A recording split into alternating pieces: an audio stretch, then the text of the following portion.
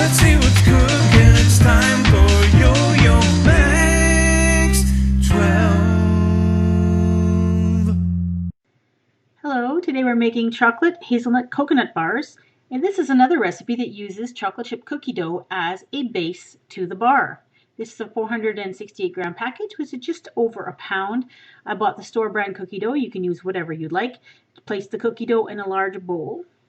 This recipe actually comes from the Pillsbury Bake Off magazine that I showed you earlier. It was the same one where I found the carrot cake tart in, as well as the peanut butter caramel bars.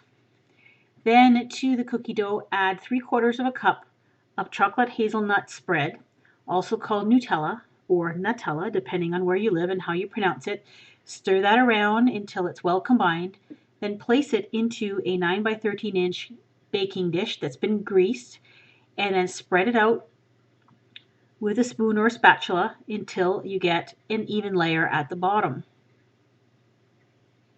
Then you're going to bake this in the oven 10 to 15 minutes at 350 degrees until light golden brown. While it's baking, you can prepare the filling. So again, in a large bowl, place 8 ounces or 500 grams of cream cheese and add 1 egg white and 1 teaspoon of vanilla. And then mix that together with an electric mixer until you get a nice creamy mixture. Then add 1 can, 14 ounces of sweetened condensed milk to that. That's also the store brand. It's also known as Eagle brand around here as well. Then the coconut, which is going to be 3 cups of shredded coconut. The recipe doesn't specify if it has to be sweetened or not, but I did use sweetened coconut. There's the completed crust out of the oven.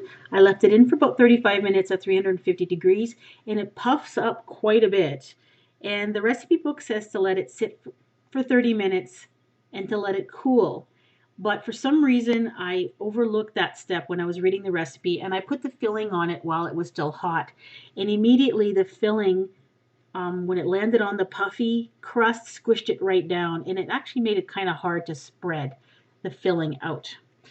Anyhow, what I did after this was to take this and put it back in the oven for an additional 35 to 40 minutes until it was set and it was a light golden brown.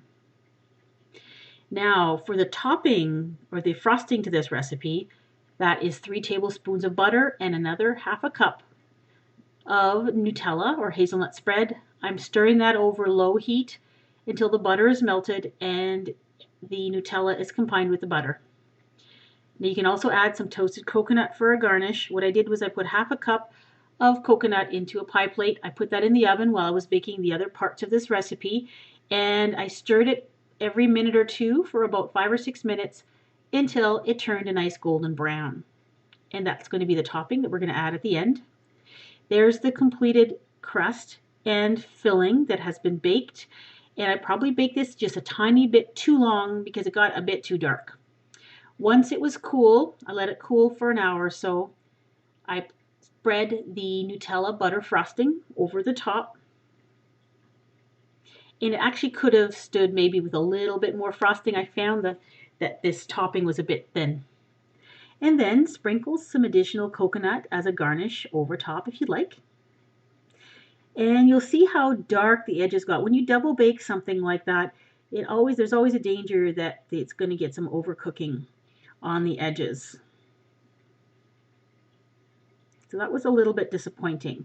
I found that when I cut this square, that the base was quite dense and quite crunchy, and the edges were so dark and so hard that they were pretty much a loss. So I ended up cutting and pretty much tossing out the edges of this recipe, and we ate the center part. The center part was fantastic, actually. It was very, very good. The coconut layer is really moist and chewy, and the Nutella actually comes through. You can taste it in the frosting, and you can actually taste it in the cookie base. It's an excellent recipe. It just needs a little bit of tweaking as far as how long you bake the crust for. And I would even suggest maybe using a different crust other than commercially made cookie dough.